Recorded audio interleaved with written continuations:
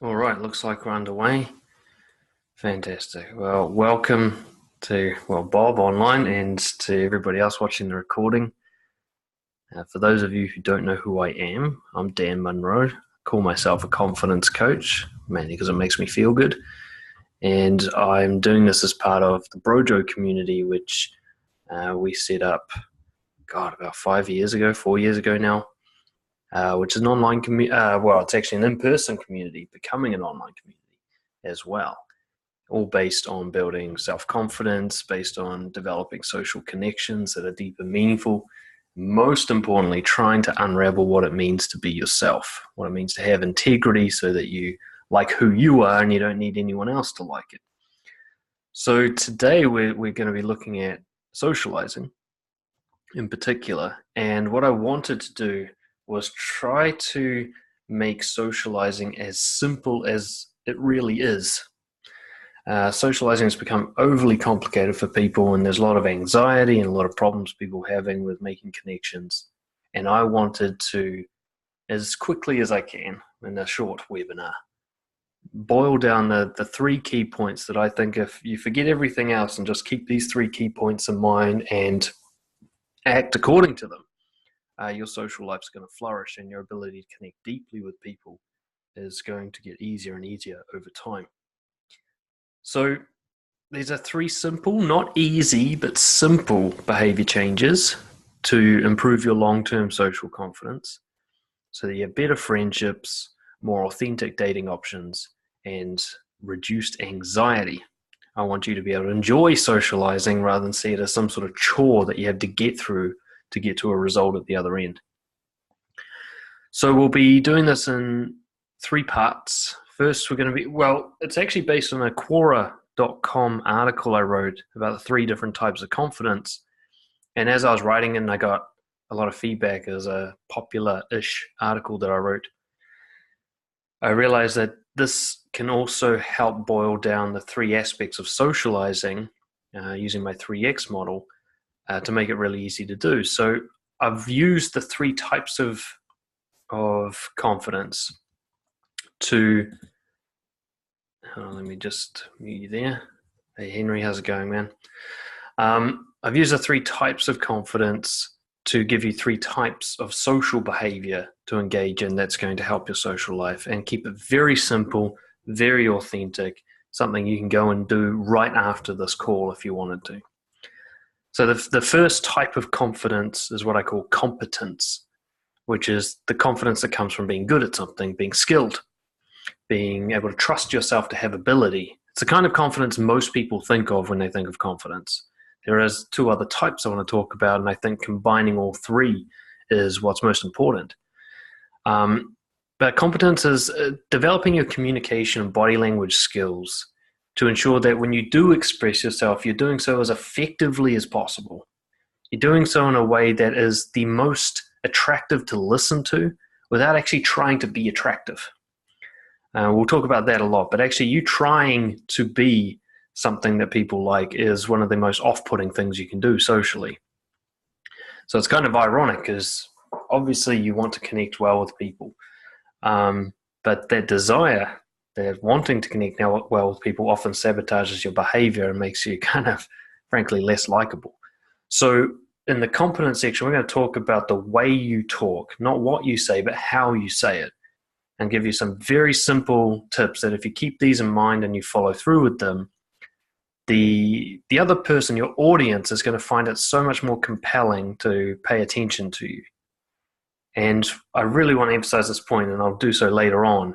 What you say almost doesn't matter. There's a reason that we can connect with dogs and cats even though they don't speak our language, because what you say really does not matter for connection. We're just mammals connecting with each other. How you say it, the way you carry yourself, the way that you present your information, that has so much more impact than you'd ever believe. And it changed my life completely to focus on that. So that'll be the first thing we look at. The second thing we're going to be looking at is shamelessness, something that I yap on about all the time, which is using powerful honesty to create deep and meaningful connections. and no wasting time on superficial bullshit or small talk, cutting straight to talking about the biggest, baddest thing that you can think of, in a way that the other person is either going to go, fuck this dude, and walk away, or they're going to be like, hell yeah, I want more. This is the most interesting conversation I've had in months. You're going to polarize them into one of those two categories. And you can see already, if you're listening, that if you were to combine these first two steps, you're going to come across as a very powerful person. If you only use one, that's better than none, but the combination of these is what's really powerful. If you speak simply and boldly about something that's very deep and meaningful, instantly have a very powerful connection with people. And then we bring in the third aspect, which is when they're going to speak, when you're going to have their turn, how you listen.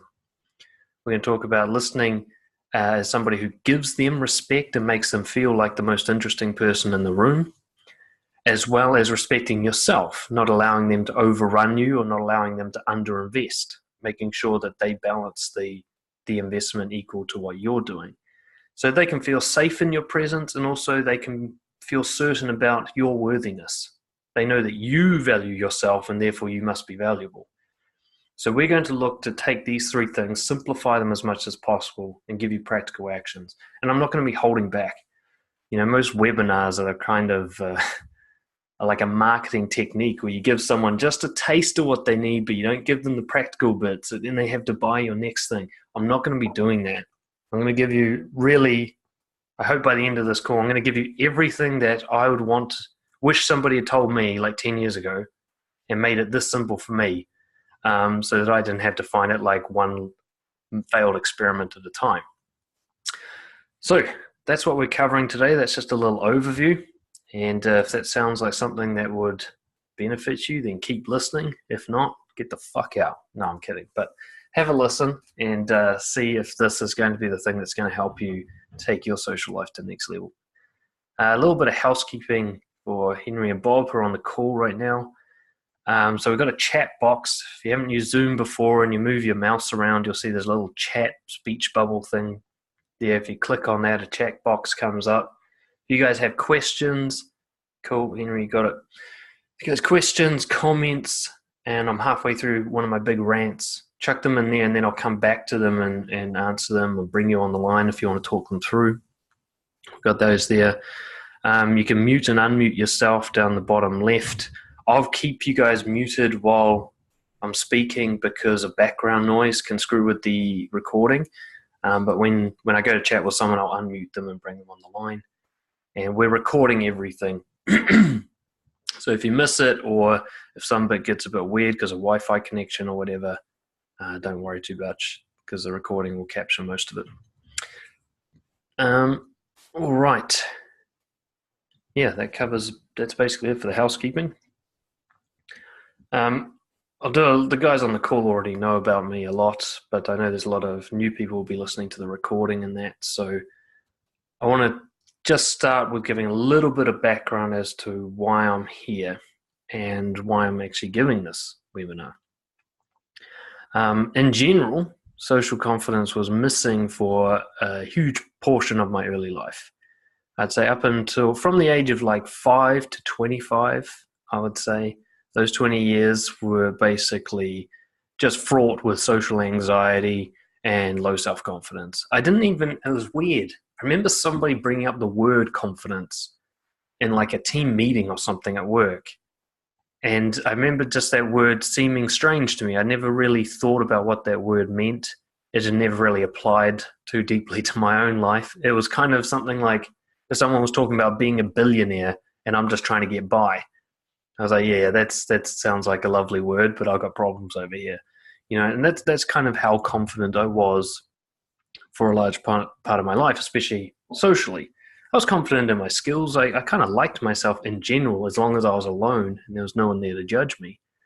But once I got around people, especially people I liked, especially women I was attracted to, my self-worth structure just fell to pieces and I'd become an actor. I was a very good actor. I actually, I suspect that a lot of the top Hollywood actors started out as nice guy people pleasers. I swear. It's the most training you could ever have. So I had chronic social anxiety, which meant I always felt on edge socially. I'd used alcohol and drugs to get to a point of feeling relaxed socially. And I only really felt free and comfortable when I was all alone. Even around my family, who I've always had a pretty good relationship with, they didn't get to see the full thing. And whenever I had the house to myself, I could just feel this massive weight come off that I've been carrying all week. I was like, oh my God, I get a few hours where I don't have to impress anyone. And I used to just, that was like an oasis in the desert for me. So as you can imagine, being somebody who felt this way, I suffered immensely, particularly with dating, because romantic connections were where all my worst insecurities and fears came up. And I really struggled to create exciting sexual connections or relationships because I was deeply ashamed of attraction and other emotions. We'll be talking about that a bit today, especially in the honesty part. Basically, I couldn't tell people how I felt about them. And because I couldn't do that, they never knew. They had to guess. And what they guessed based on my behavior that I just wanted to be friends. And I set them up with that image. And then, of course, I was in the dreaded friend zone for a large. I was like a 6-year-old when I was in my 20s, just having crushes on one girl after another, and being obsessed with one girl after another. And that was just with my dating life, my non-dating life, I should say. I spent my whole time pretending. When I was around friends, I was like a stand-up comedian, constantly making them laugh. When I was at work, I was trying to look like I knew what I was doing all the time. I tried to look cool and unaffected. I avoided confrontation. I pretended I was an easygoing guy who wasn't bothered by anything, just so I didn't have to argue. And it was what I later found to be something called nice guy syndrome, which syndrome is absolutely the right word. It is an illness. And that's what I'm still, I'd say, in recovery from, because it's like a drug addiction more than anything else. And so that brought me to about the age of 25. And then I started changing things because I was so frustrated with my lot in life and with my social life. And we're going to be talking about, rather than talking about all the changes I've made, that's brought me to a point where socializing is like enjoyable for me now, and I have very high standards about who's in my life and so on. What I'm going to try and distill is what happened in the years since I was 25 years old. I found these kind of 3 key things, and you don't really need to know anything else. All the other stuff was mostly trial and error. That was a nightmare for me. Hold on, we'll just need to reset the videos here. They've just frozen up.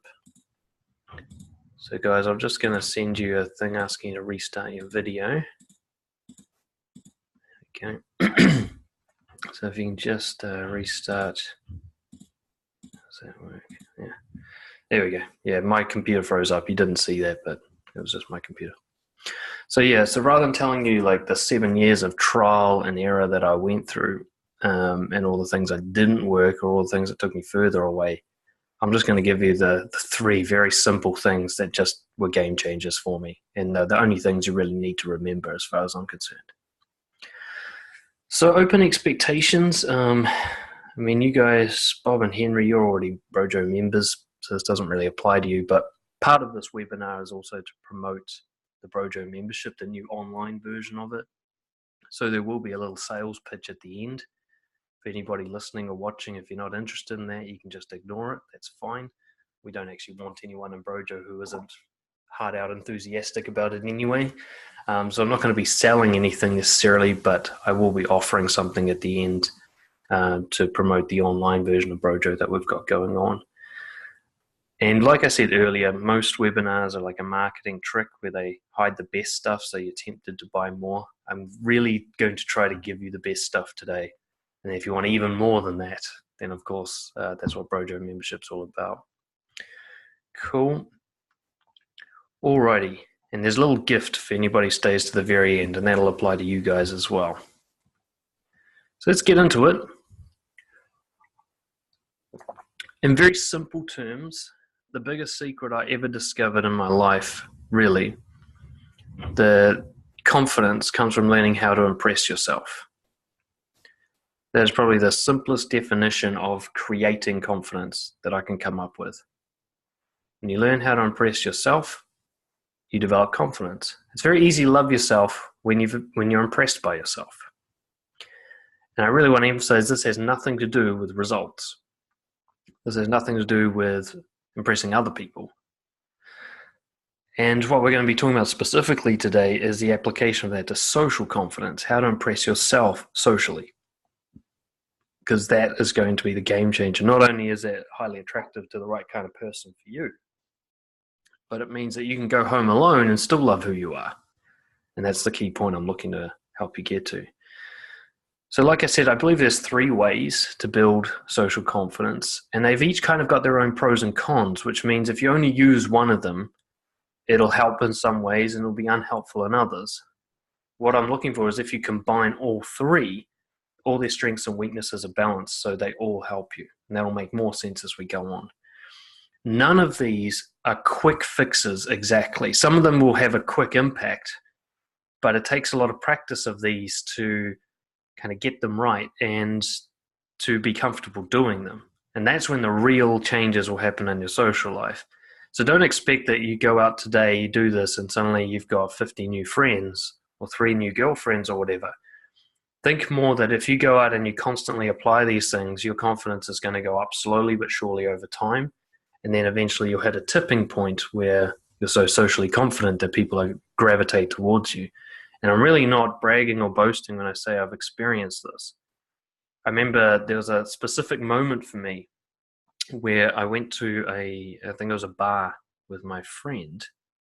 And we went to a bar with my friend, and I'd finally kind of crossed this line where I just didn't care what other people thought of me anymore. I can't remember how I crossed the line, but it had been a lot of work over a lot of years. And I showed up to this bar, and I'm like, everybody here can hate me, and I just do not give a fuck. But I'm happy to be here. I don't have any resentment towards other people. I just don't need their approval anymore. And it was one of the most amazing nights of my life. I could feel people watching me all night. There was something about me that drew attention. I had people coming up and starting conversations with me. After spending so many years doing that to others, it was a welcome relief, It was this kind of thing where people were coming to me as if I was a celebrity or something. And I've had similar nights since. And what I realized is that once you build up these skills that I'm going to be talking about today and apply them a lot, eventually you become somebody that other people are drawn to simply because they know you'll lead. You'll make it easy to socialize. That being around you will be pressure-free and enjoyable. And that's what we're building up to now. And the ironic thing is by the time you get there, you won't care if they like you or not. And it's a really weird thing. I used to really wish that people would like me. And then by the time they did, I didn't need them to anymore. It was bizarre. So that's what we're going to be looking at today. And I honestly believe there's nothing special about me that allows this to happen. That this is something that anyone can apply, because anybody who's confident in themselves is attractive in general. It's as simple as that. It doesn't matter how weird or whatever you are. Okay, it doesn't matter if you're an oddball. If you love yourself, other people are going to at least want to be in your company, because it's so rare these days, isn't it? Most people out there are so insecure and fucked up about themselves that it's really like a breath of fresh air to see someone who isn't. So I really want to talk, when we're talking about social skills and social development, this is not about making other people like you. That will be a consequence, I'm sure, but it's not the point. The point is about you liking you. That's the most attractive thing you can do socially. But yeah, so we're going to look at building up 3 types of skills so that all social events are fun and that you can interact honestly with people in a way that's simple for you. You don't have to try hard when you socialize. Cool. So let's look at type 1. Let's get straight into it. Philip, welcome along, mate. I can see you there. Cheers. In case you missed the first part about the chat box, if you guys have any questions, there's a little chat box there. And you can type in your questions and stuff there, Cool. Phil, I'll just mute you there. It's cool. Am I late? Yeah, a little bit late, but we're just getting started on the juicy bit now anyway, so you perfectly managed to skip the drawn-out intro. Well done. Okay, so 3 types of confidence, and type 1 is competence. That's what we're going to be looking at first, competence. So competence is essentially knowing a lot. And when it translates into social confidence, what we're talking about is knowing how to communicate. Okay. When you know how to communicate, when you feel safe in doing so, you come across a lot more effectively. And this isn't about coming across in a way that will make people like you, but it's about coming across in a way where what you're trying to say can be heard easily, can be seen, is bold. You're putting the thing on the table without any apology. You know, one of the number one mistakes I think that I see people make when they're socializing in any way is a hesitancy. They kind of half give what they're trying to give. They give so in such a question mark apologetic way that anyone receiving it receives it with a big handful of doubt. See, people, you notice how like the most powerful speakers can be very convincing even if they're talking total bullshit? There's a reason for that. It's because you're judging how valuable their information is based on how valuable they think it is. And so one of the biggest mistakes people make socializing is they give their honest truth in a way that already undermines it. It's like selling something that you don't want to sell, or selling something that you don't think is worthwhile.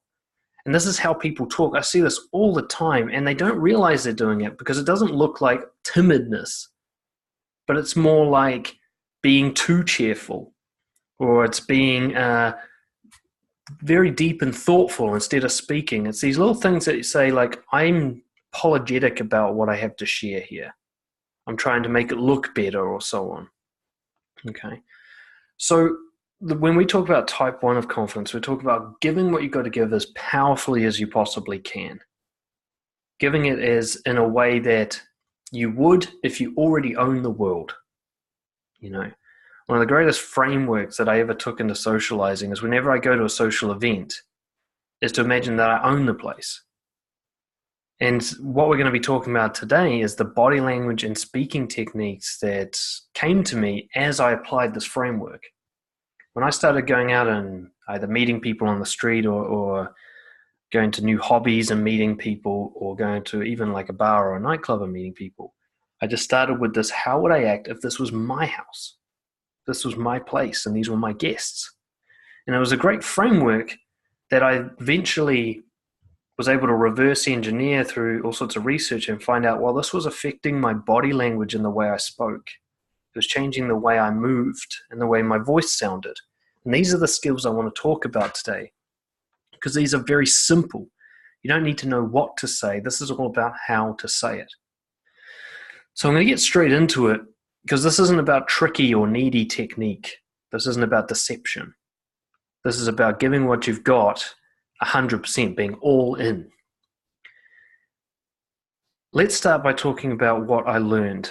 And I tried to narrow it down. I was like, how do I keep this as simple as possible? So I've got 1, 2, 3, 4, 5. I've got 5 key points around body language and speaking.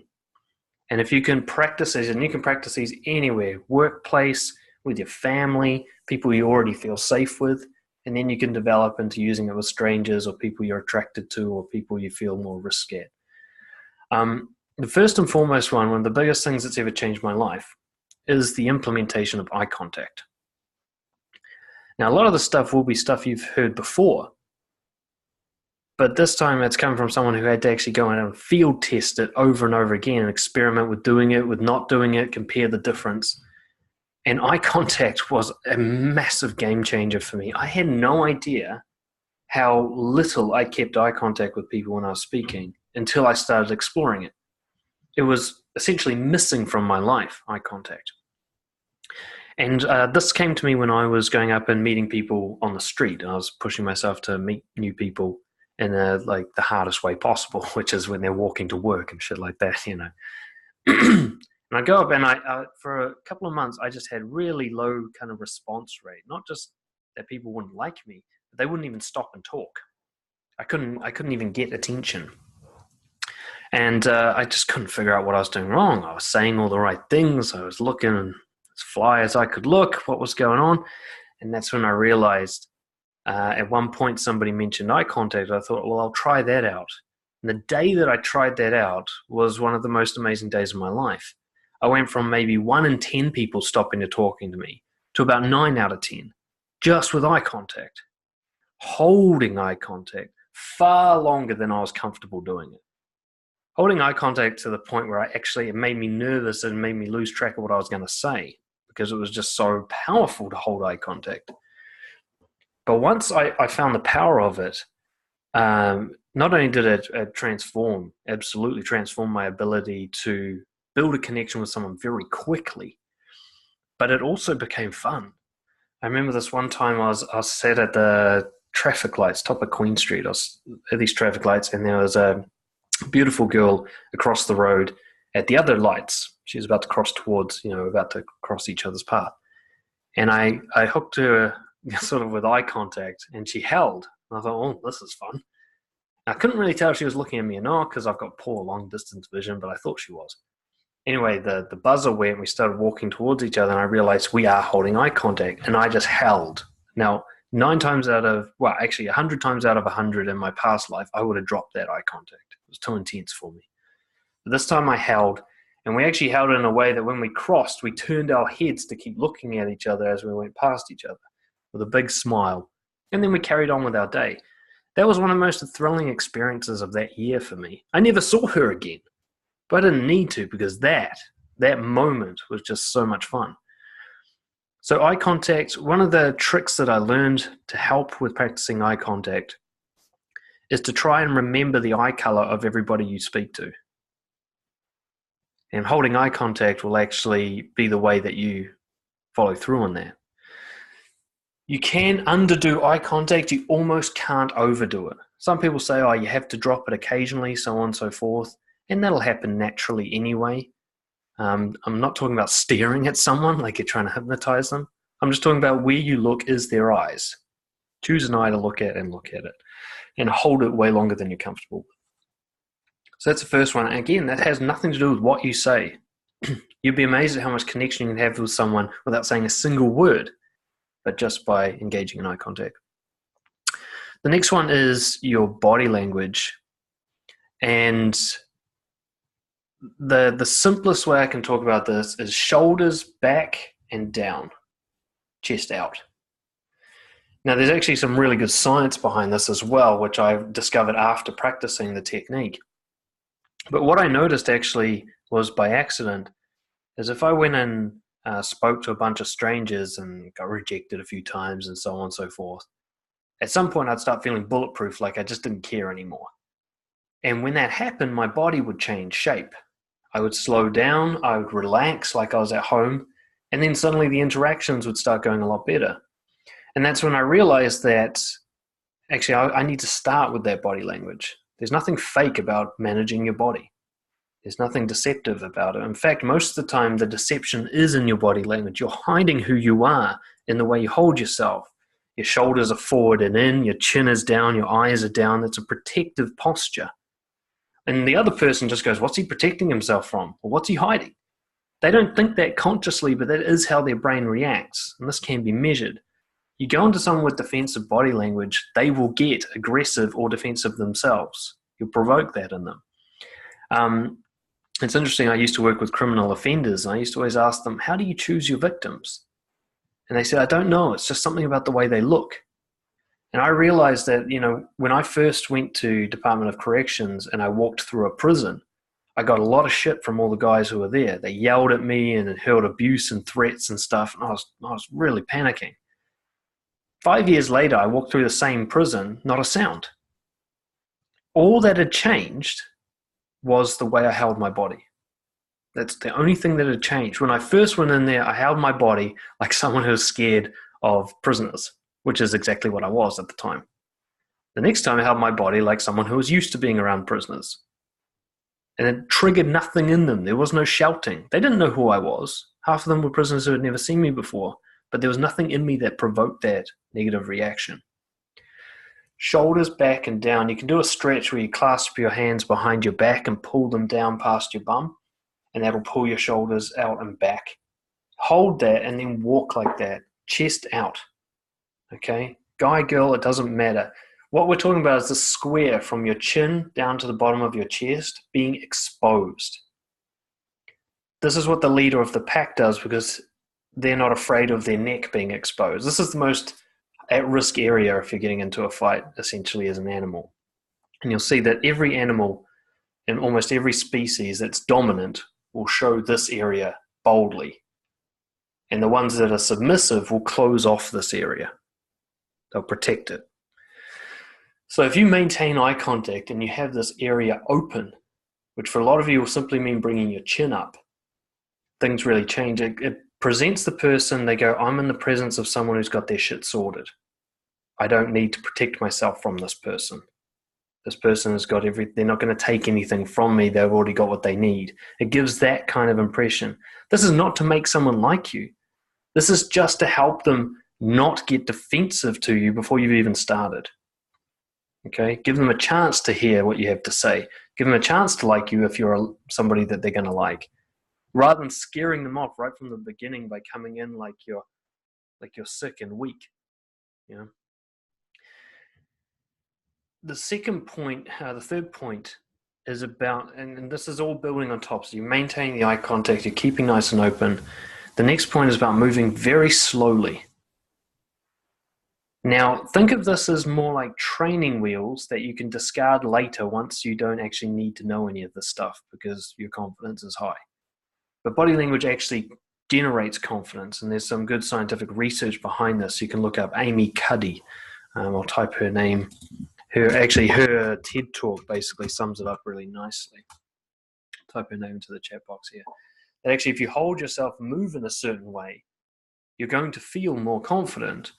And then that's going to make you behave in a certain way that is going to allow you to practice all the other stuff we're talking about. And so it enables you. Your body and your mind contribute to how you feel about yourself. Moving very slowly. The best example I heard was move like you're underwater. When it comes to socializing, when you rush, if you move quickly and jittery, if you're looking around, if you don't hold slow and strong, your body actually generates more cortisol, stress, what you'll know as social anxiety.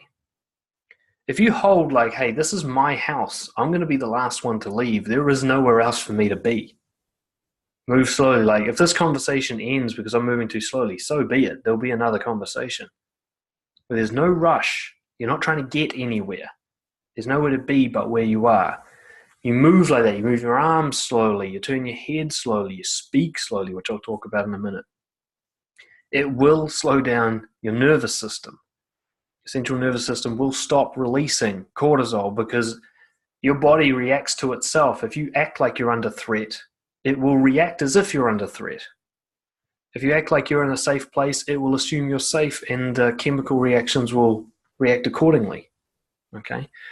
So move slowly. If you're maintaining eye contact, you're big and open up at the front, you're moving slowly, and you're speaking slowly. You're taking your sweet, sweet time. Your body will come to the conclusion, this shit's all good. We are all good right now. Now, a lot of people think, I need to learn all these social skills and I need to learn what to say and how to say it. And yet when you're with your best friend, you're fine. You know how to talk. You know how to interact. You know how to connect. This isn't a how-to problem. This is you're not applying what you already know in certain situations. This body language that we're talking about is just getting you to a place where physically it's like you're with your best friend. It's like you're with someone who you don't care about their approval anymore. And then you'll naturally speak the way you speak. There are some people out there who do not have that experience at all. They don't know how to talk to other people, but you'd be surprised at how much natural social skill you already have. You're just blocking it with cortisol and anxiety. Yeah. So talking slow, big pauses. Imagine that you're on stage. You can actually listen back to the recording I'm doing right now. And you'll notice, even if I do speak fast sometimes, which I do when I'm delivering information, I pause, I allow silences to draw out. I'm not worried that I'm going to lose you. When I do worry that I'm going to lose you, and I try to keep your attention by speaking as quickly as possible and stuffing as much information into the space as I can before you run away, I actually push you away, don't I? And a lot of you will do that when you start speaking, you start getting really fast because you want to get to the end of what you're going to say because you're scared that they're going to interrupt you, you're scared that they're going to misinterpret what you're trying to say, or you're scared you're just going to lose their attention. Ironically, when you do speak like this, you're more likely to lose their attention and scare them off. It's like being shot by a machine gun, just like, and like, oh my God, this dude's just like pounding me with information. I'm never going to get a chance to speak. When somebody's really slow and there's lots of big pauses, the other person will feel like, I could speak anytime if I wanted to. And they can relax. But most importantly, you're speaking in a way that gives value to you speaking. If you're slow and you take pauses, that's what someone who values what they're saying does. And this is actually like a behavior that I stole off watching people. The best speakers in the world, none of them rush. All of them drag out big silences. All of them speak in a way where they're like, get comfortable because I'm going to go. I've got a lot of stuff to say, but I'm not going to rush it.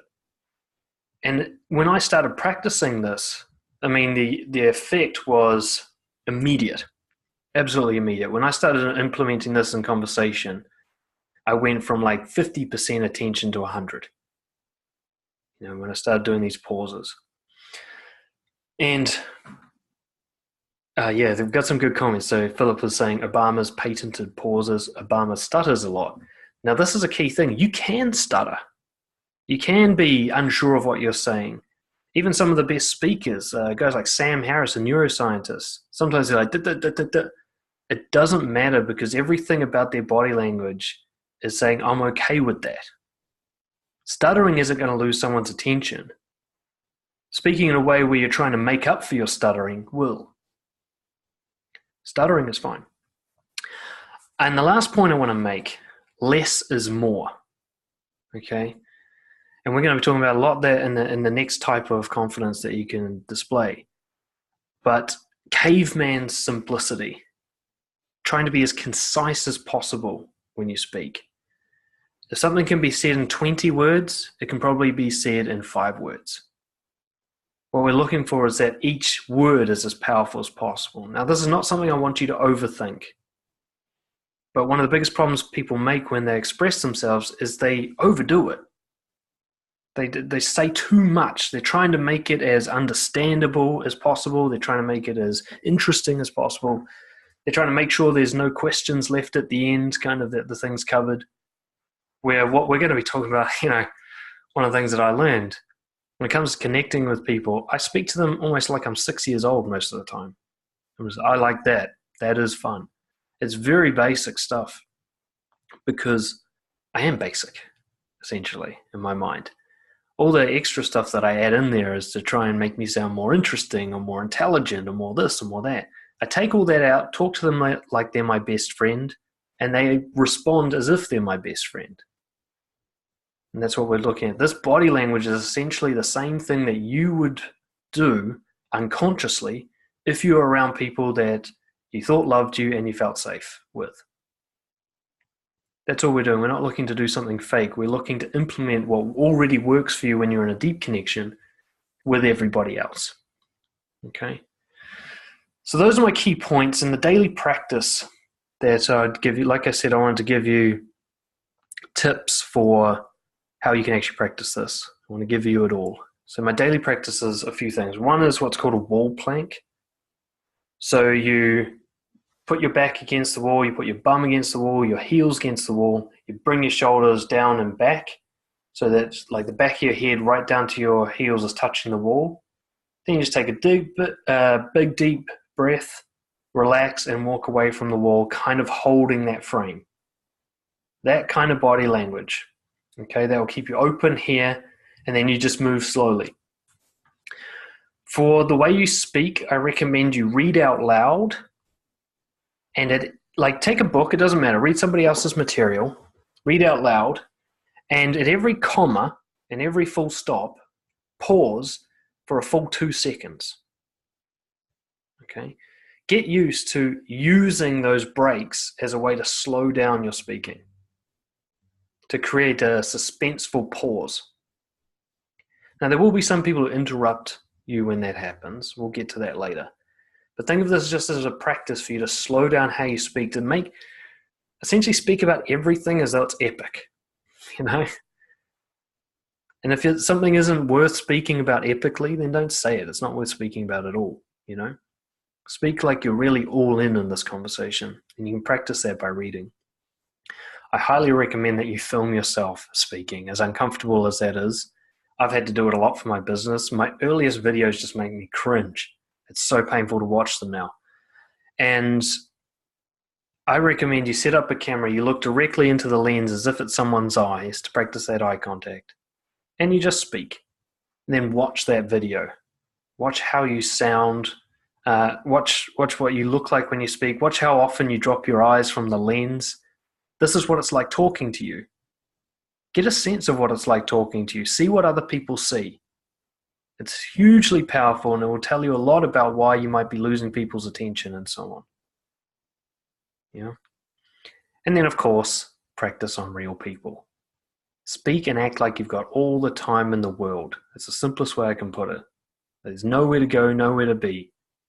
And practice with the people you feel safe with, your friends and family, or whomever you're not trying to impress, if there is anyone in your life. Some of you will be, I know, unlucky enough that you're trying to impress everyone. Whoever you feel most safe with. One of the reasons we have the Brojo community is it's kind of guys that you can feel safe to practice with.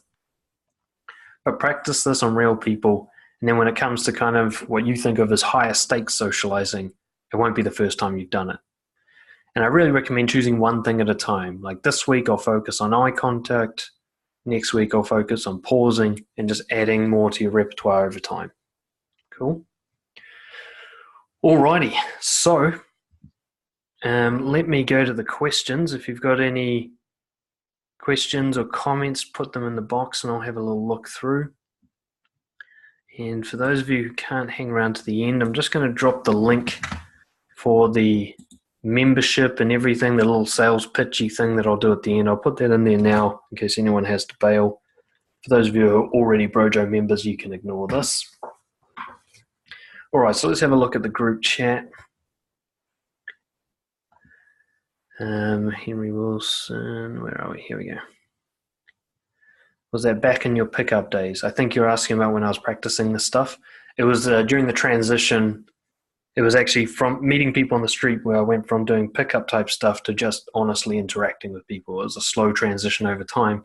Ironically, like one piece at a time, like maintaining eye contact was a slightly more honest way of interacting. It was, all these things were just, the line between when I was doing pickup and when I was just honestly interacting with people, I don't know where that line is. It's blurred. But it came from doing the same thing, going out and meeting people. Philip says, a girl once winked at me when I looked at her from inside a bus. Yeah. See, moments like that are great, aren't they? You remember them for the rest of your life. Well, you can give those moments to people. Maintain eye contact doesn't mean you just stare them out, and try to intimidate them. It just means you just hold beyond where you feel comfortable. Let them be the first one to look away. And if they don't look away, then smile at them. See what happens. Let's go down. So Henry, I'm worried it's going to be intimidating to others. Let that come true. If it is going to be intimidating to others, let them be intimidated. Remember, this is not a stare down, and this is not a standover. Now, this is important for body language. Like in prison, there's a lot of guys who follow these body language techniques. But they also do a kind of a standover where they will try to invade your space with their body.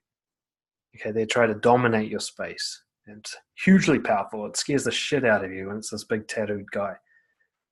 One of the sort of tricks I'll teach you in terms of body language is always kind of sit back in your own space physically. If you think of the top of your leading foot coming up, there should be like that much space between the top of your leading foot and your face at any given time. So anybody, even if they're right up close to you, they're still going to have like this much free space. You're creating a space. This opening up is kind of an open up and back posture, not leaning back. But it's opening up. It's no matter how close you are, there's always going to be a space because you're opened up. Now, if I open up and then lean forward, I become very intimidating. If I interrupt people with bold honesty, I become very intimidating. But if I hold a space, especially when I hold big silences, when there's always room to leave, the intimidation factor is taken away. When somebody knows they're safe to go, there is no intimidation. It's when they don't feel that safety that they'll feel intimidated. Cool. Okay, so Phillips goes, these skills are also part of the pickup skill set. How do we practice these from a place of honesty? That's where that's where we're going to bring in the next two things that we'll be talking about. So if you just do this, yes, it could be a way to manipulate people into liking you if that was your intention. One of the key things around all this is getting your intention straight, okay? Your intention should be, I'm doing this to build my social confidence, not I'm doing this to make people like me more. That's a backward step. Trying to make people like you is going to reduce your confidence because now you're putting your confidence in their hands. There's no way your confidence can build with that approach. It can only decrease. Look at some of the top celebrities in the world. Look how insecure and fucked up they are. Everybody in the world loves them, and they're still going to rehab. Why? Because they've given it all to the other people. Where you take someone like Tom Hanks, right? Or Ryan Reynolds or someone, one of those kind of celebrities. They never go to rehab. They never have a big scandal. They don't give a shit if you like them or not because they love themselves. They do what they do to amuse themselves. It's a key thing to watch out for. So when you engage in this body language stuff as practice, do it for you, not for others. Do it to generate serotonin and reduce cortisol rather than to make other people feel dopamine, if that makes sense. That was a stupid little joke. Okay, what else do we have? How do you deal with people who don't really want to talk to you? We'll be talking a bit about that today in the next session, the next sections as well. But we're going to work on being okay with people not wanting to talk to you. In fact, we want to get rid of those people as quickly as possible and allow other people to take their place. In the next section, we're going to talk about shameless honesty, in which case you will either bring someone in or drive them away, but you won't be attached to either of those things happening. Whichever one's right for them, you're going to let that happen. Okay? So if someone doesn't really want to talk to you, then let them leave. But always review it to see, was it because they weren't right for me? Or was it because my body language is apologetic and scaring them off with insecurity? Use them as feedback, but whether or not they like you is actually irrelevant. They just give you some feedback on whether or not you're being bold and honest. Bob says, so when you're on the receiving end of someone trying to invade your space, how do you ensure to keep your space? I just tell them. I was like, dude, welcome to my personal space. You know, I may have a little joke with it and just ask them to back down a bit. Or, you know, it's like, I can see so deep into your eyes, I'm looking at your brain right now. Like, you're so close to me. These kind of effects. Hey, Ben, just so you come on the line there. Welcome. This kind of effect, like, whenever you guys have a question like, how do I deal with someone doing this? How do I deal with doing that? My first and foremost answer is almost inevitably going to be, talk to them about it. Rather than trying to like do some subtle, indirect maneuver to work around it, just tell them about it. It's the simplest way to deal with anything.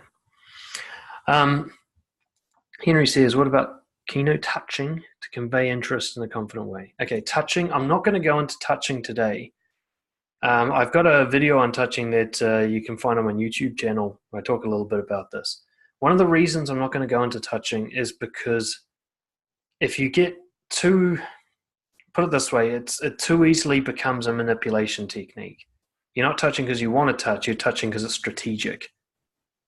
And that way it's really about the other person, whereas all the techniques that I talked about with body language so far today is just about you.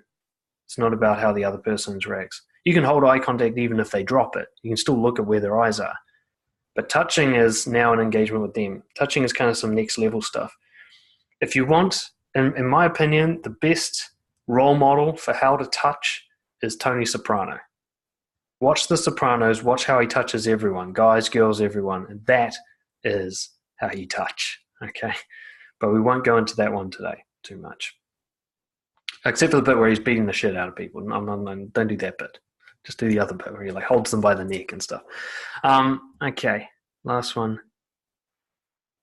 And there's the difference between Brojo and Pickup is the focus. Brojo focuses on yourself. Pickup focuses on controlling, influencing the outcome in others. Exactly, yeah. That is what it's all about. So Brojo is really about, all of the stuff we're talking about today is for your benefit, not for other people's. It's not to make them feel good. It's not to make them like you. It's to make you like you. It's just going to happen to be around other people, and some of the time they're going to happen to love you for it. That's icing on the cake.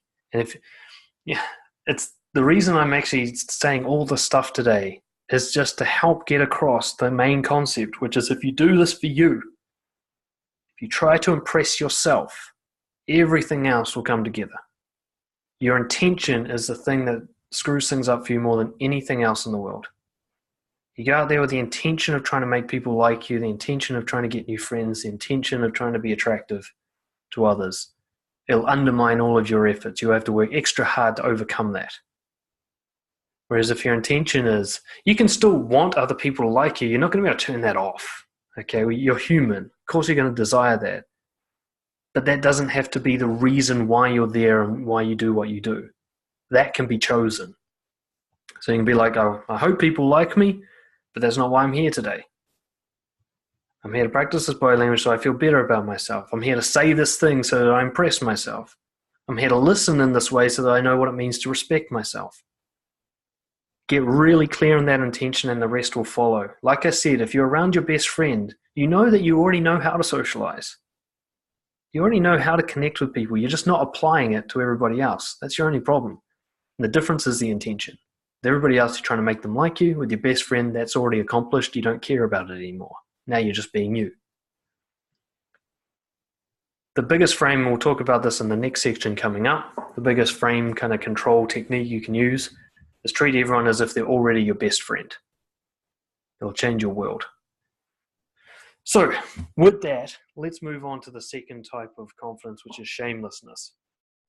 So Ben, thanks for joining us, mate. And the recording will come out soon, so you can catch up on the bit that you missed at the start. We were just talking about body language. Now we're going to be talking about shamelessness. So the first part was about how you say, and this is now going to be about what you say. Okay? So if you've been paying attention, you know I'm not going to actually tell you what to say. All right? Because that wouldn't be authentic. You're going to have to decide what to say. What I am going to do is give you some guidance on how to choose what to say to make sure that it is powerful, shameless honesty, the kind that will polarize people into either loving you or walking away. I used to say loving you or hating you, but that isn't really what happens. What happens is if someone doesn't like you, they just walk away and you never see them again, and they become part of the other 7.2 million or billion people on the planet who ignore you. And there's no actually added harm to your life. It's very rare that someone will actually confront you. It does happen. But most people I see when I'm being me, they just roll their eyes and kind of turn their back. And that's the worst that happens to me. There are some who step up, but usually the ones that want to confront me, they're actually quite interested in what I'm saying. They just hold the opposite view. There's actually a connection in that confrontation. And then there's others who want to confront me, and I just don't want these people in my life, and I'll be the one who walks away. Okay. Being honest, it's simultaneously the most simple and challenging thing to do. It's a bizarre thing, being honest. Being honest is very simple. You just say the thing that's in your head. It couldn't be simpler. And yet when you go to actually do it in real life, incredibly challenging. Absolutely infused with fear and doubt and confusion, isn't it? And I just wanted to just sort of, I guess, normalize that. That is how everybody feels about it. There's a certain level that you're comfortable being honest with certain people or certain situations, but for everybody, anything past that level is deeply uncomfortable. For me, for everybody. I egotistically view myself as one of the most honest people in the world, as accurate or inaccurate as that might be. And I still, when I have to cross my line, it's as uncomfortable as it's ever been. Okay, when I have to tell my girlfriend that I looked at porn today, even though I don't want to tell her that, it's just as uncomfortable as the first time I told a girl that I liked her. You know, that discomfort level has not changed for me. It's just the line is further out for me now. Okay, so I really want to, the reason I'm kind of saying this is at no point in your life is honesty always going to be comfortable for you. So when we talk about being shameless, we're talking about embracing discomfort during socializing. You know, the intention of trying to make people like you comes with a sub-intention of also trying to feel comfortable when socializing. By show of hands, how many of you feel like a failure when you just don't feel comfortable socializing? You feel like anxiety itself is a failure. Yeah. You're measuring yourself on your feelings rather than your actions, and that's never going to take you very far. Put it this way, if you go through an entire social event and you don't feel uncomfortable, I would call that a failure. It means you didn't push it, or you just got lucky. Sometimes you're just in the flow. But most of the time, if you really want to push things to a deeper connection, there's going to be at least a moment with someone where you break rapport and it's incredibly uncomfortable. There'll be this make or break moment where they either go, okay, shit, we're having a real conversation. They dive in and go deep. Or they go like, this dude's fucking weird, I'm out. You're going to put them in that position, okay? You've been trained to be dishonest. We all have. From the moment we're born, we're told to, it's one of the worst things I think that happens to kids. We're told we're supposed to be ourselves, and then we go about doing that and we get told off for it, right? And we speak our mind bluntly, the 3-year-old who like yells out insults at the supermarket, From that age on, we're just told constantly, keep the truth to yourself if it's not going to be comfortable for everyone else. One of the biggest changes that came into my life is when I started breaking that rule. When I was willing for other people and myself to be uncomfortable with the truth. Okay? It'll take a long time before you get comfortable with it, so it stays uncomfortable for a while. So the trick to building deep and meaningful and sexually exciting connections quickly comes down to shameless honesty. People talk about getting to know each other. What they're really talking about is dragging out the process of revealing truth. When people get to know each other over 6 months, it just means that they're giving each other little morsels of truth over time. And the rest is basically a facade to hide the deeper, darker stuff. What I found, in being a coach is that I can have a deeper connection with someone in an hour than they have with their own partner. It's simply because they think of me as a coach, and that opens them up in a way that they're not doing with their partner. And we get there quickly, and I'm already open. Now, there's nothing about me being a coach that actually makes that happen. It's just they open up to me. That can happen anywhere, anytime. Being a coach is a weird experience for me because all I do is have honest conversations with people. There's not actually that much coaching technique I use. I just talk to people honestly. It's bizarre. It's weird. It's a weird thing to get paid to do, I'll tell you. But this is the point, is nobody needs to be a coach to create this experience. I remember, I call it farting on a first date because that's what I literally did once. Is you go on a date and that you let them see who you are straight away, right from the beginning, as if they're already your best friend. And the connection goes there that quickly, if they reciprocate. So getting to know someone for months or years, it's now a matter of minutes or seconds for me. But I'm not actually doing anything different. I'm just removing all of the bullshit and condensing all the truth into a short period of time. The same amount of truth I'll have with someone in an hour is what they might have with someone else in 6 months. And that's why they call it getting to know each other. I just get there very quickly. Like I said, the simplest way I can frame this is you treat everyone like they're already your best friend, your best, closest friend. Now, in practical terms, the number one tip I can give you, tell them how you feel about them. It is probably the most unlikely thing to come up in a conversation between people who are disconnected. They will not talk openly and honestly about how they feel about each other, the thoughts and feelings they're having about each other. There's a lot of things you can talk about to be truthful, and I just don't have the time to go into all of them now. But I was like, I have to choose the one that was the biggest game changer for me, and it was this one. And it was actually, as Henry picked up before, it was during my pickup days that I first discovered this, where I knew I had this fear of attraction. I was deeply insecure about attraction, about being rejected for being attracted to someone and so on. And I was just like, I've got to overcome this. I've got to get this demon off my back. It's killing my life. So I started making that the first thing I told someone rather than the last. I was in a relationship when I was in my early 20s, actually in my teens, going into my 20s, for 2.5 years without telling someone that I was attracted to them. I mean, how bizarre is that? I had a girlfriend for 2.5 years and I never told her specifically that I was attracted to her. It was always indirect. So I started beginning conversations like this. My first part of a conversation was to tell the person if I'm attracted to them or how attracted I am to them. And this went beyond sexual attraction, you understand. This wasn't just going up to girls I was attracted to sexually. But I was going up to guys and thinking, like, giving them a compliment on the way they acted or talked or something I looked up to them for. Or if I felt intimidated by them, I told them that. I started to let people know my reaction to them personally. And if you're going to think of anything more truthful to bring into your conversation, make it this. Start talking to people about how you feel about them. I've had entire conversations with people where the only topic is how we feel about each other. Hours of conversation about it and what it brings up for us and the side stories and everything else, of course. But there's really nothing more interesting to talk about than the effect you have on somebody else and the effect they have on you. Really, it's so much more interesting than the weather and sports and what you do for a job. Nobody gives a fuck what you do for a job, and you don't care what they do either. I promise you, you don't. It's just an easy thing to talk about. You find something better to talk about, you drop the job topic straight away, don't you?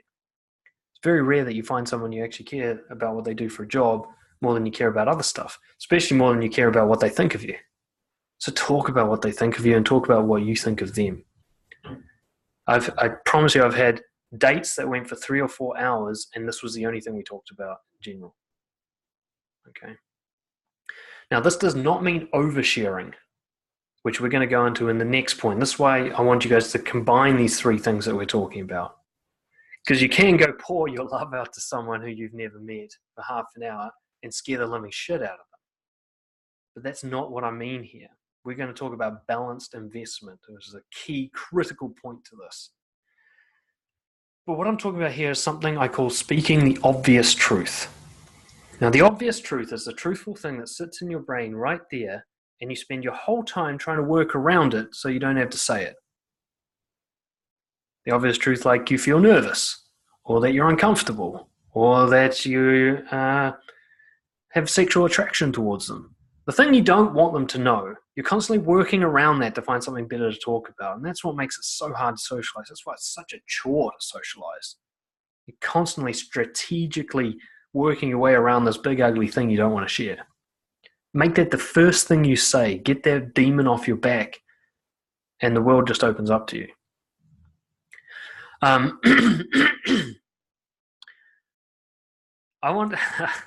set this up because I just wanted to see what would happen. I want you to try it right now. I want you to take a second to think how you feel about me. And I want you to write it in the chat box. I don't care how dark and brutal it is. I want you to just check in and try to put it into words into the chat box. If you can do it with me, you can do it with anyone. Okay? Now, I'll go into those in a sec. I don't even want to look at them. I'm so nervous. So this is not the same as being judgmental. And this is a key point. A lot of people are worried about being honest because they think they're just going to be mean. They think it's going to be nasty or inappropriate or creepy because they're judgmental, which is not the same as being honest. It's inaccurately making assumptions about people. If it's inaccurate, then it's not honest. So using things like I believe or I feel, or even I'm having a thought that, or I'm having an assumption that, I'm having a feeling, using these presuppositions to your sentences will help you reduce the judgmental nature. Okay? So rather than saying someone, you're hot, which is a judgment, you're saying to someone, I feel attracted to you. It's a big difference in those two things. You're hot means, actually, you still don't know how I feel about you. I'm just judging your appearance.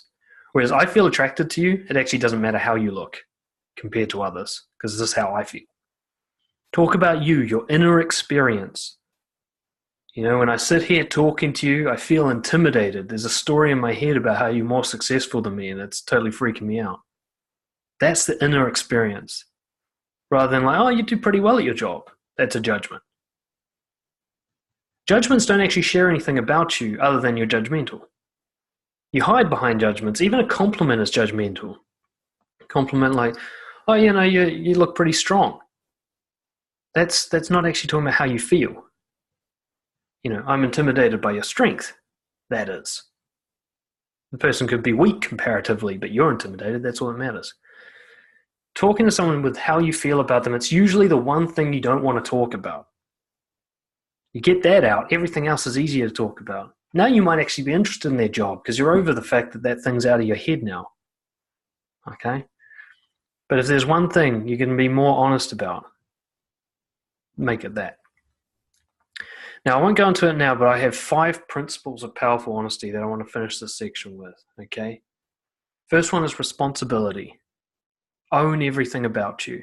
When you talk about you as it's a thing that you own, not something you're victim to, not something that happened to you, but something that you do and that you own and control. Be as accurate as possible. Put effort into detail while still remaining concise, okay? And I'll talk about that in a second. Polarize. Go all in. Make them either love you or hate you. Don't try and sugarcoat it or moderate it to suit them, right? Make them choose. By the way, they can still hate you and then love you later. That's something I learned as well. So most of my best friendships now have included big confrontations, which is interesting for me. Fourth one is the appropriate effort and detail. Say it all, but only say one thing. And this is where the oversharing gets cut off. Give them something deep and powerful, but just one thing and then it's their turn. Don't stack things. You can do this later. You can break all these rules anytime once you understand why they're there. But the stacking thing often destroys a connection. If you're like, there's this deep thing about me, and then here's this next thing about me, and that reminds me of this other story about me. The other person's just drowning in you now, right? Rather than, here's this deep thing about me, and just when they're like, holy shit, you stop talking. They're like, oh, that's it. I've got this one thing to work with. You can say, I'm attracted to you, then shut the fuck up. Let them react. You don't have to justify it, explain it, and talk about other things you're feeling and other things you're doing and how's your day going. Finish with a nice, safe question to distract their attention. Fuck that. Just give it to them and then stop speaking. Okay? And the next point that we'll be covering is reciprocal effort. After you've said your one thing, it's their turn to say something. You're going to make sure they take that turn or they leave. So, that is the basics of shameless honesty. There's so much more that we could talk about there. It's part of the reason I'll be doing these more regularly as part of the membership and all that kind of thing. But if there's just one thing I see people failing to do in connections with others, whether they're romantic or not, friendship, doesn't matter, family, people just don't talk about how they feel about each other, and it's the most connecting thing you can talk about. It's the most powerful, polarizing thing you can talk about. All right, if you have any questions, chuck them in the group chat. I'll have a little snoop through that before we move on. All right. Recently been watching Matthew Hussey videos. He focuses on women to get a guy who's been in line with integrity. Makes me realize women are just as fucked up as us guys. Yeah, we're all as fucked up as each other. By the way, once you realize that, socializing becomes very easy. But that's a hard thing to realize and like emotional belief. By the way, when I finish this, I'll also get a screen print of the chat. So if you guys have any interesting links or anything in there, put them in there and I'll send them through. I've found it a bit too forward sometimes if I want to behave like a best friend to a newly met stranger. This next bit about reciprocating will help balance this. So you're going to behave as if someone's your best friend, but you're still not going to stack things on top of each other. You just give them one piece of you being their best friend, and then it's their turn to react. They always have that freedom to leave. If someone always has the freedom to leave, they will never feel overwhelmed by you. It's when they don't feel free to leave that they panic. And that's what speaking too fast does to them. That's what not pausing does to them. That's what crowding them does to them. And that's what stacking points on top of each other does to them. It makes them feel like this guy's never going to let me out. And once they start thinking about that, they can't think about anything else. And they panic. But they always know they can leave. And in fact, if you often say, hey, if you need to go, take off. They always know they can leave. They won't panic about it. And then they can actually listen to you. All right, some stuff about stripping, which I'll skip past. I look like John Kavanagh, Conor McGregor's coach. I'm going to have to Google him now. Fantastic. You've engaged with your social anxiety and come out the other side, which makes me feel kind of stupid for not having done it. Look, this is a really, thank you, Ben, for that. I still get anxiety. It's just my next level of anxiety is what I'm working on now, and that will be the case for the rest of my life. There's always the next thing that scares me. Like my current one is sharing my journal with my girlfriend. It scares the shit out of me. There's nothing more raw and honest than my journal, and the thought of her reading that, the conversations that would be provoked by that, scares the shit out of me just as much as the first time I went up and told a girl I liked her. Same level of fear. It's just I'm bringing more and more social things into my comfort zone by facing them. That's all it is. There's always an edge to that comfort zone, and there's stuff outside it, always. And I feel the same about that stuff outside as you feel about stuff outside yours. Okay? What I do have, after many years of doing this, is I feel like I've got my own back. And that is the point I'm trying to bring you all towards here. So if you engage in the stuff I'm talking about regularly, the main outcome has nothing to do with other people. It's you will trust yourself to get through painful experiences. Once that trust is built, you're an unstoppable beast. Because no matter how unknown and uncertain and scary the situation is, some part of you will be like, well, you've done this before. You got this. And that'll be the crucial motivating thing that allows you to cross the line. But you have to build those up. There is no way to get around that. You have to go and do this stuff and be uncomfortable just for the experience points. And that's probably a great way to frame it. Go out and do this stuff just to rack up as many discomfort experience points as you can, knowing that you're building up an inner trust because of this.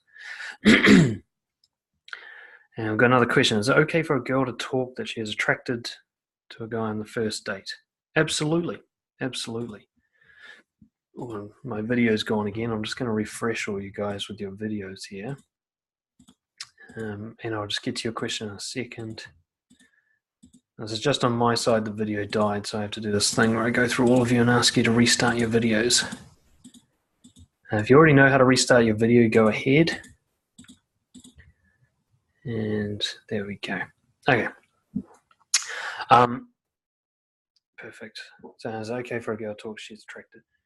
Look, there's nothing wrong with telling someone you're attracted to them, and I'd say that one of the biggest problems most people have is that they don't do this. Okay. So like I said, what I'll be talking about is sharing that you're attracted is fine. Compounding that with extra information, especially it's pretty big news to give someone. Don't go beyond that. Go silent after that. Allow them to react. Okay.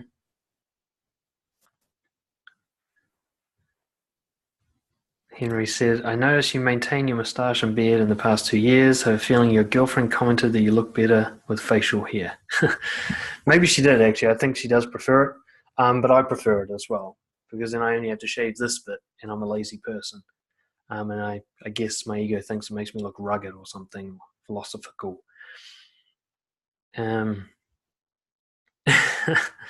Philip goes, I sometimes wonder if Dan has rages where he gets drunk and drugged up for days and goes on rampages because he's always so calm and collected. I'm calm and collected when I'm doing this stuff. Actually, a lot of the time when I'm doing this stuff, the emotion I'm experiencing is anger. But I've made my peace with anger now. Anger is passion for me now. Anger is a driving, powerful force. Okay. But yeah, so calm and collected. I know I look like that, and it's partly because I use the body language stuff that we're talking about. It gives an impression of calm and collected. But I assure you I experience the full range of emotions on a regular basis, especially in interacting with my girlfriend. Okay, let's move on to the third and final type of confidence that I wanted to talk about today, which is acceptance. So we talked about competence, having the skills. We talked about shamelessness, which is having the honesty. And now we're talking about acceptance. And like I keep saying, if you combine all of these things, you'll have the biggest impact. So if you guys can restart your videos, if you know how to do that, it'd be great. I can only see a couple of you at the moment. It just makes me feel like I'm not alone. Ben, I can see you and just a couple of the others. All right, so acceptance. And what we're essentially talking about is respect here. It should be obvious to you that there's some connection between respect and confidence, self-respect and confidence. All right, let me just... Okay, I should send you each a little request saying ask to start video. There we go. All right. Good. There you go. See faces again. Awesome. So respect is about being both a great listener and being someone who respects themselves. Okay. So others feel safe in your presence, that they're not going to be judged, that they're going to be allowed to have their turn, but also certain of your worth, that they're not going to be able to dominate your time and space, that you hold your own. And this is it's a delicate balance to manage. It's an art more than it is a science. But it's also something that comes very naturally to somebody who does strongly respect themselves and doesn't judge others. Okay. One of your biggest problems, one of the most long-term things that we all need to work on is actually being judgmental. We can judge others and we think it doesn't have a huge impact on us, or we deny the fact that we judge others to ourselves, and yet we can constantly see that we rate them as either better or worse than ourselves. But the problem with this is you're training the judgmental tool, and when you're all alone, that tool turns on you. You spend your whole life judging others if they're good or bad. When you're alone, you're going to start looking at yourself and making that same assessment. And that almost never comes out very well for you unless you're a narcissist, right?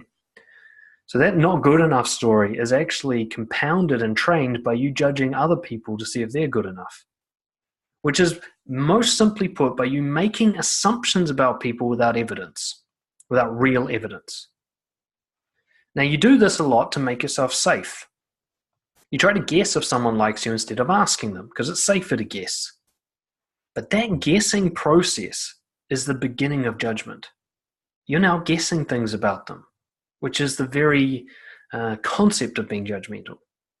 You're making assumptions and you're not testing those assumptions. Now, you cannot stop yourself making judgments. Your brain is constantly doing that to try and simplify the world. It is a brain process you cannot intervene with. But whether or not you test them, whether or not you find out how accurate you are, that's a choice you make. And judgmental people do not choose to find out. They go with their initial assumptions as if it's the truth. Now, how this applies in socializing, well, the most obvious thing is when you're listening to someone, they will feel that you've already come to a conclusion about what they're saying. It's a simply put, and you know what that feels like when it's done to you, right? You're talking to someone and you know you lost them about halfway back there. And now the rest of what you're saying is just pointless because they're just waiting to speak now. You know that feeling? That's the feeling of being judged. Right? And it frustrates you. This is when you start speaking faster and you start trying to pile more information in to try and get their attention back and listen to what you're actually saying. The problem is you probably do it to other people as well. It's very obvious when it's done to you. It's not so obvious when you're doing it. So there's kind of a couple of things around acceptance and respect that I want to talk about today. One is that leading by example. I made an assumption early on that really helped me a lot, which was I assumed that I will have to lead. And when I made that assumption, my whole social life got a lot better because I used to have something that's called green light syndrome, which is something I made up, but you feel free to tell people that it's a real thing. Now, green light syndrome is where you're waiting for a green light, a signal from somebody that it's okay to move forward with what you want to move forward on, whether it's being more truthful or escalating things sexually or expressing how you feel or whatever. You're looking for something that says it's safe to do this. And most people, because they are waiting for someone else to give them the green light, are heavily restricted socially. They only follow what the other person will lead. If you really want to become proud of yourself, be the one who leads. Be the one who goes first and gives others the green light. Show them what is allowed. When I go up to somebody and the first thing I say to them is how I feel about them, I've now made it okay for us to talk about how we feel about each other. I led that. That is now in the space of okay to talk about. When I tell someone about my deep insecurities, I've now made it okay for us to talk about deep insecurities. One of the best ways I can talk about is like blackmail. Give them something they could blackmail you with and they will feel safe to open up to you. Okay? You know, the best connections are based on the idea that like if we ever revealed what we know about each other, both of us would come crashing down. Right? Neither of us can break our confidences because we have an equal balance of deep, dark shit about ourselves. Now, you combine this with shamelessness, it won't matter if they do reveal those secrets. But the point being is, if you won't go somewhere, they can't either, because it's not safe. And you so often get two passive people, two people waiting for green lights from each other. And what happens in that situation? Superficial conversation, where both people are just sticking to safety and nobody is willing to break the rapport.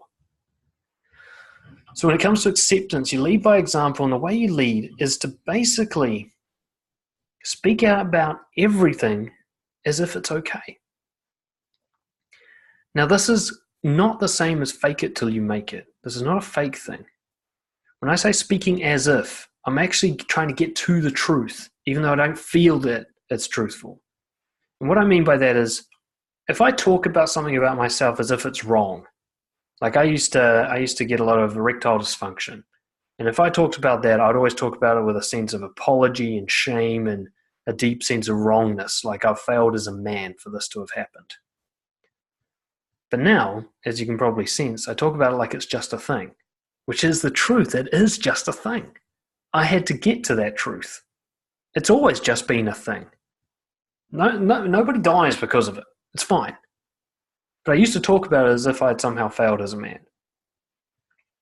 When I talk about something as if there's no wrong attached to it, or I just give them the facts, it's just information. This opens up a realm of respect, not just for myself, because in the way that I speak, I actually remove the wrong. That is the process for removing the wrong.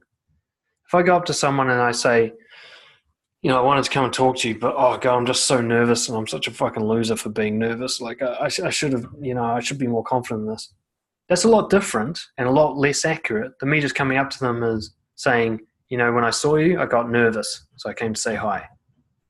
I don't add in all the bit about how it's wrong, because that's added extra. That's judgment. The truth is I'm nervous, but whether or not that's right or wrong is subjective. It's not worth talking about.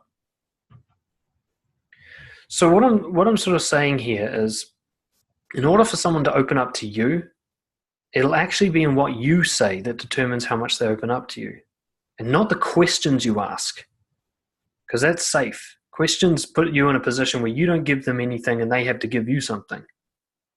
That's why most dates are like interviews, somebody trying to keep themselves safe behind the big question mark shield. And that's why people never want to see them again, right?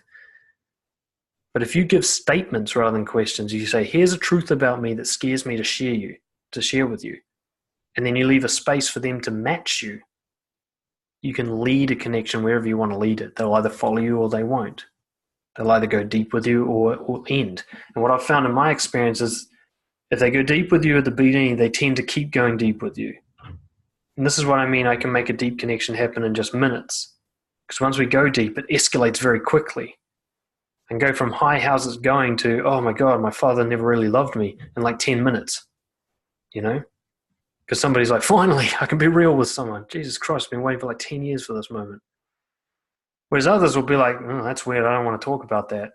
And they'll just walk away. Great, bye. Go talk to someone else about the cricket. I want to talk about some real shit. So, balanced investment is about respect being given simultaneously to you and to the other person. You respect what's true about you by sharing it as if there's nothing wrong with it. And you respect them by giving them a chance to respond, by giving them all the space they need to respond and to match you. And then you respect yourself again by making sure you don't go any deeper until they match you. Now, I'm going to try and make this as practical as possible. It's simply about not allowing them to overshare or undershare. Okay? They have to match you. Now, you don't have to be a strict control freak dictator around this, but it's just a general concept that you keep in your mind throughout a conversation where you just check in every now and then and go, are we even?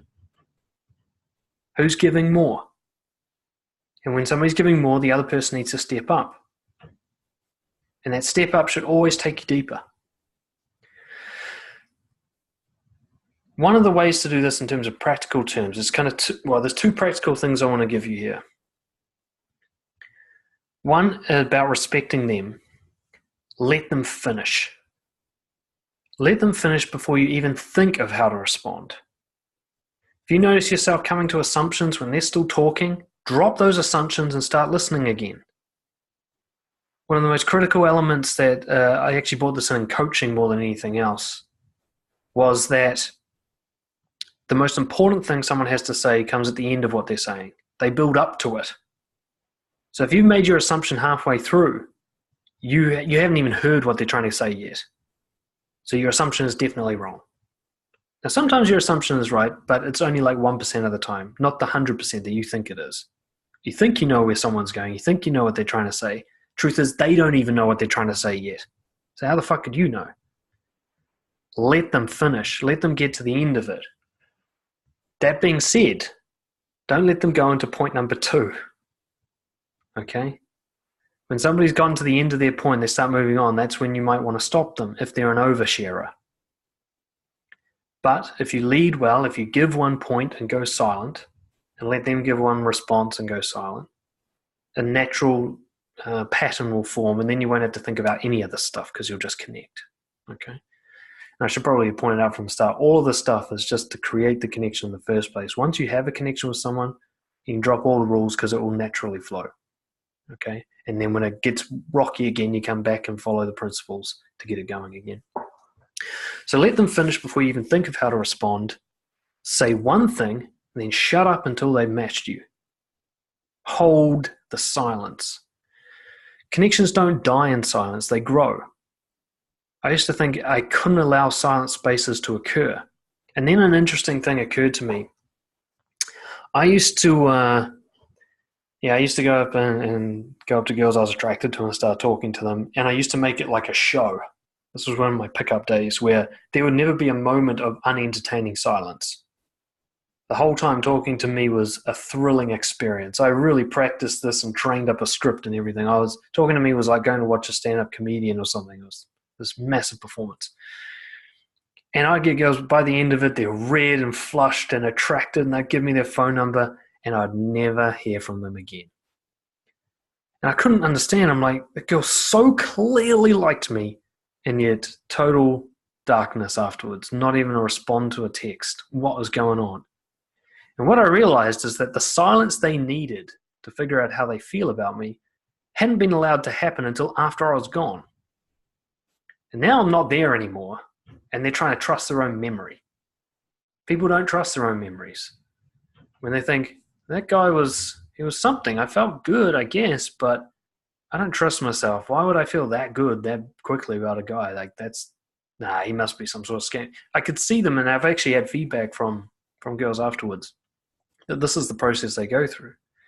Whereas if I regularly stop a conversation and let the person figure out how they feel about me, after every single thing that I say, not only do they feel free to leave, but they start to build an investment.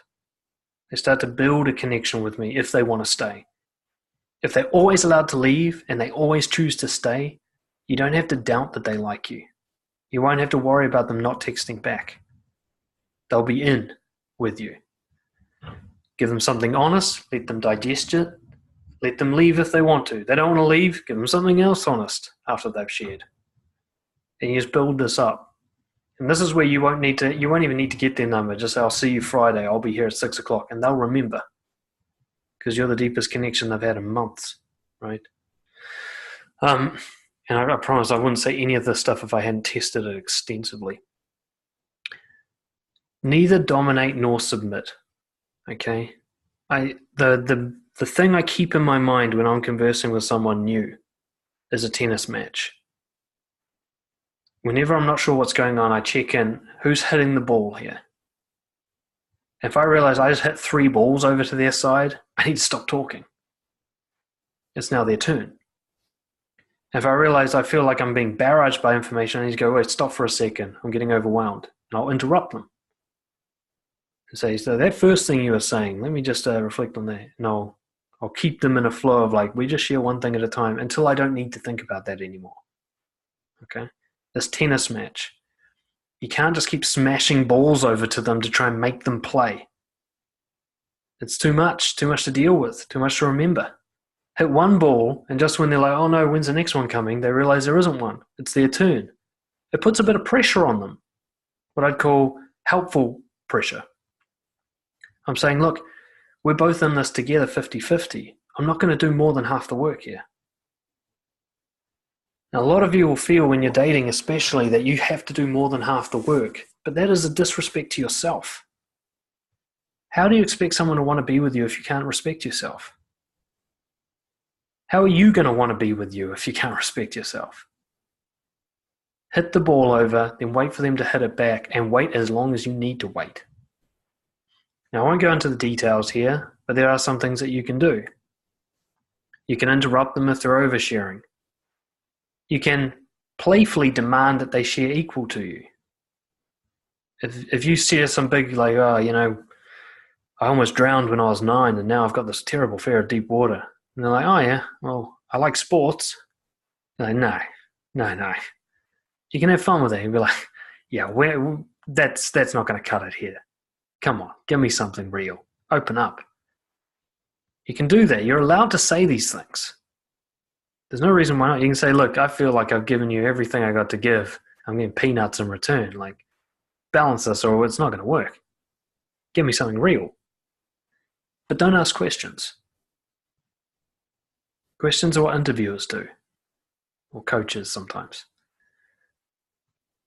Say something, let them choose how they're going to reciprocate. And one of the reasons I say don't ask questions is because questions are an attempt to control the conversation.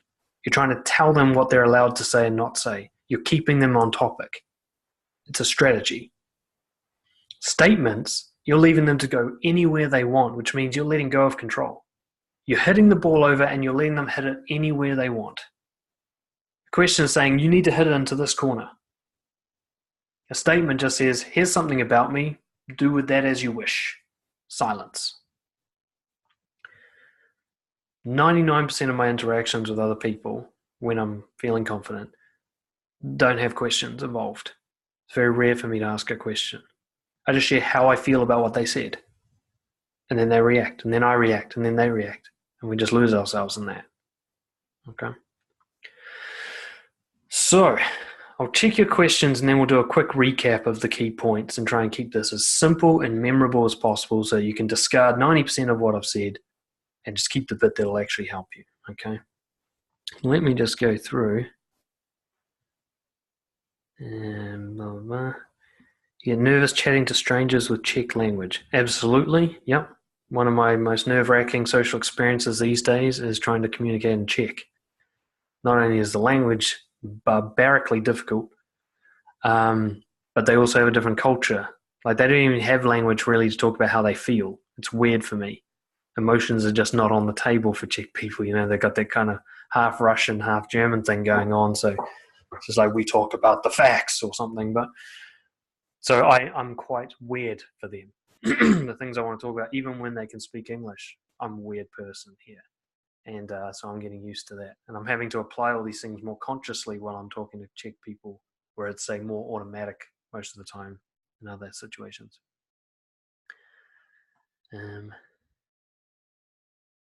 What else we got? How can you differentiate between winging and telling honesty about your messed up life? Oh, whinging. The difference between whinging and speaking honestly about all the fucked up stuff going on in your life. Now, this is a big one because a lot of people are scared of being honest because they think honest will be a kind of a complaint. You've got a lot of dark things that you've been hiding and you've been trained your whole life to only talk about positive stuff. So you think that anything else is negative. This is where the powerful honesty practice comes into it. There's a big difference between me saying, I'm really struggling with my job right now, versus me saying, like, how would a victim say it? I'm useless at my job. There's a big difference. I can talk about a struggle and you don't have to do anything about that. I'm not asking you for help. It's not even necessarily a negative thing. It's just what's happening. Versus me going, judgment about myself. I'm weak, I'm a loser, I'm a victim. The language determines which one of those it's going to be. That said, a lot of you will hold back on sharing things because you think they're negative and you think that will break the connection, when actually it's going to connect you deeper, as long as you follow these principles. Own the thing, say it boldly and proudly, and then shut the fuck up once it's finished. Don't stack them on top of each other. This person's not your therapist. Their response is not going to help you. Their response should be them sharing their pain. That's it. And if somebody starts trying to help you, just go, whoa, whoa, whoa, I wasn't looking for therapy. I'm just sharing. What are you struggling with? And you can cut them off and balance that. But seriously, most of my favorite conversations are talking about shit I hate, not shit I love. Really. Having a good whinge can be great between friends as long as it's not victim-like complaining. It's just sharing the struggle that is being a human. We're only allowed to talk about positive stuff, and yet that's like what, 20% of the stuff? All the rest is dark and painful, and yet we can't talk about it. If you can talk about it, it's not so dark and painful anymore. That's why we love stand-up comedians. All they talk about is the dark and painful shit. We're like, finally, we can have a laugh about it. Without realizing, actually, most of that stuff is pretty funny. We could talk about it with each other and have a laugh too. Ben says, so keep doing shit. One thing at a time actually helps with not being judgmental as well. So keeping stuff one at a time helps with not being judgmental. Yeah, well, definitely the judgmental thing often comes in after the word because. I'm feeling this way because, and that's when a judgment will come out. I'm struggling at my job because my boss is a dick. Rather than just, I'm struggling at my job. The because part, you don't actually know for sure. You never know why anything really happens. You might think it's because you're boss, but maybe it's because you're bullied when you're 6 years old and you've never gotten over it. Who knows why you fucking feel the way you do? You can guess at it. And what I say is you don't have to hide this stuff, but you talk about it in a way where you acknowledge that it's a judgment. So rather than saying, I'm struggling at my work because my boss is a dick.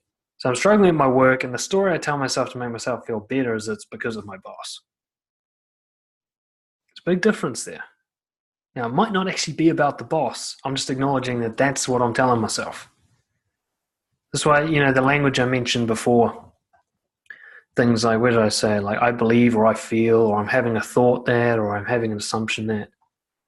You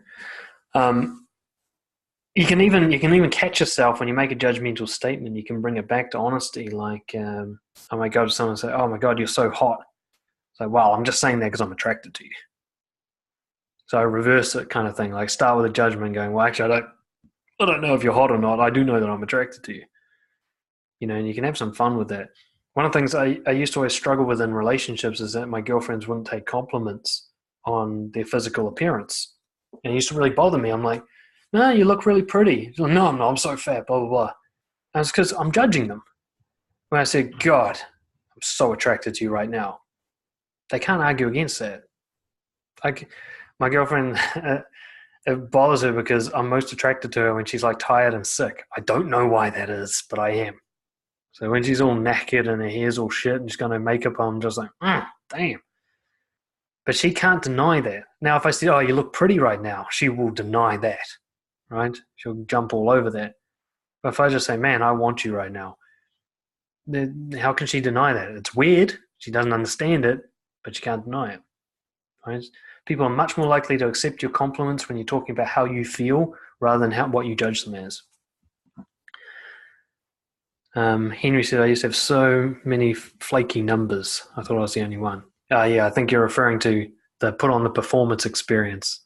And, they clap and cheer and then you never hear from them again. Real connections aren't because you performed well. In fact, it's very hard to connect with someone who performs well because you often feel less than them. It's not someone you want to see more of. You don't want to be around the celebrity all the time because then you feel like the loser. Whereas if you're the real person and they get to be the real person with you, that's someone I want to see again. There's no intimidation factor. Philip, I'm the king at getting flaked. Look, there's a lot of reason that flaking happens. 90% of it is actually the choice of person that you're attracted to, but we won't go into that today. But what you'll find is as you respect yourself more, the people you're interested in will change. And this is a really interesting one for me. I used to be attracted to very insecure, messed up people, whether it was for friendships or romance. I was attracted to people who are a mess. These days, I'm not. The only thing that's changed is me. So I won't go into this now, but it's really worth looking deeply into who you like and why you like them, because it's an accurate measure of where you're at right now in terms of your own relationship with yourself. When you like you, suddenly the quality of people you want in your life, the bar gets a lot higher, And the great thing is you can bring out the best side of people when you're like this. So you might meet someone who's all flaky and fucked up, but with you, they're not. Because with you, they get to be real. You bring out this you call them out, as I say. It's like one of my favorite things when somebody's trying to manipulate me is I just say, come on, you're better than this. And quite often they are. And it brings that out in them. If some girl comes up to me at bars like, so you're going to buy us a drink? I'm like, come on, you're better than this. And they drop the bullshit when I say that. Turns out they're a real person underneath all that fake flattery. What do we got?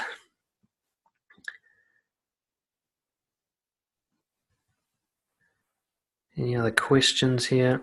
How to deal with feeling judged by others. Rather than trying to deal with the feeling, deal with your actions. And this was a point I was making earlier. Other people are going to judge you. Absolutely. They're judging you right now. You guys are judging each other on this call without even realizing it. Okay? Judgment happens. Yeah. But feeling, the way you feel about being judged, there's very little you can do about that in the short term. The kind of stuff I've been talking about today will deal with that in the long term. When you love yourself, other people's opinions will no longer be of much relevance to you. But when it comes to being judged by others, you can just ask them. This is one of the few times I'd actually promote questions. You can be like, what, I'm having an assumption that you're looking down on me right now. Is that what's happening? And be like, do you think I'm weird because I'm Asian? You can ask these questions. You can bring these insecurities out if you're having them. But the feeling of being judged, there's very little you can do about that. Focus on what you do, on the action. Do you express yourself boldly? Do you let them see what you're worried about? Do you let you be known? Do you do it boldly and proudly? Let them deal with it. And then do you stop speaking and let them react? I went through a massive phase where I went and asked people what they thought of me to check my assumptions. I felt I'd been judged by people, so I went and asked them what they actually thought of me. And I was like 90% wrong most of the time. The 10% I was right hurt. Okay. I was like, wow, that guy really does think I'm a dick. That's I'm going to have to sit down for a bit now. But 90% of the time, it was just me judging me. That's what was actually happening. They hadn't done anything. They were just sitting there. They might have frowned or something, but it had nothing to do with me. I just took it personally because I was already judging myself. And judgmental people are actually judging themselves, as Henry says.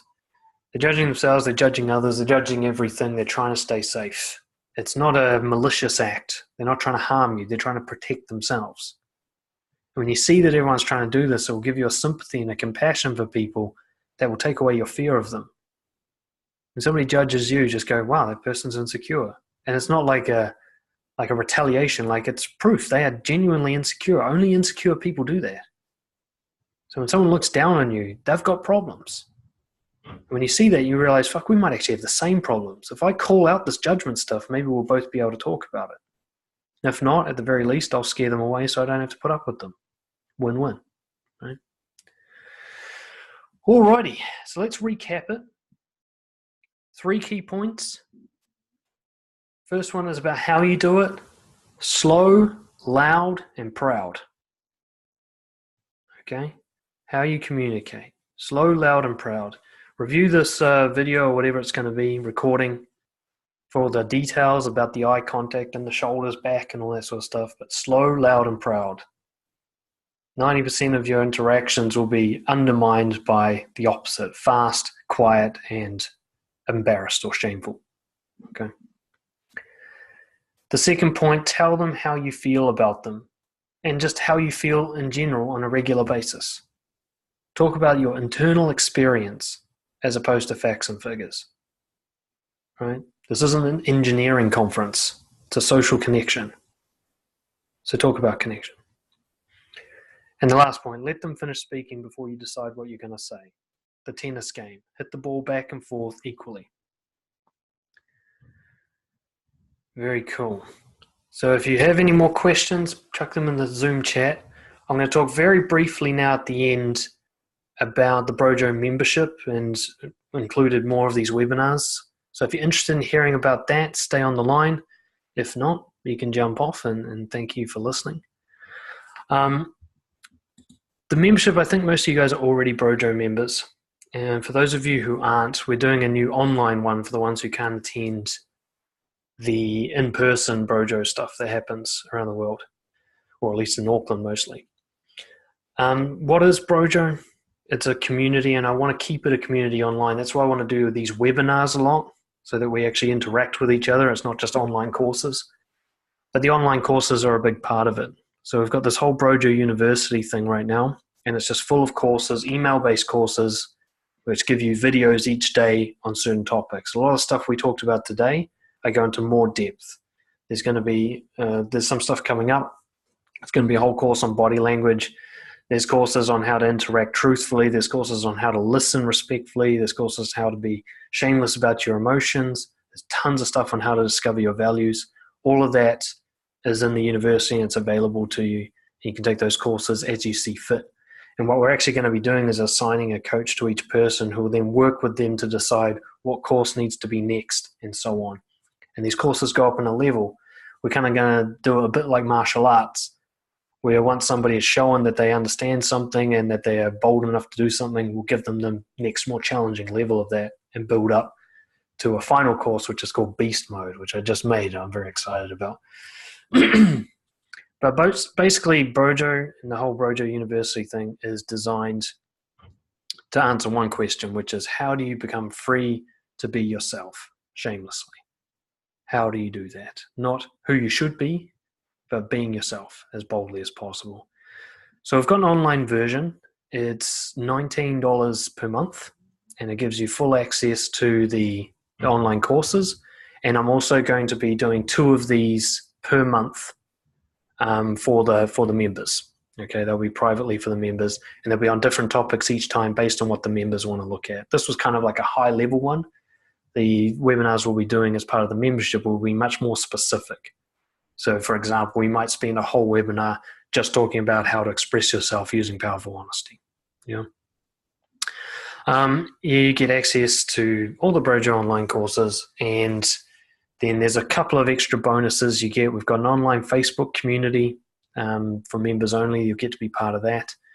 We've got my 3X Confidence Masterclass program, my big sort of flagship program. You get free access to that. And for those of you who sign up this week, you'll also get a one-to-one coaching session with me, which is worth $350 as a kind of welcome gift.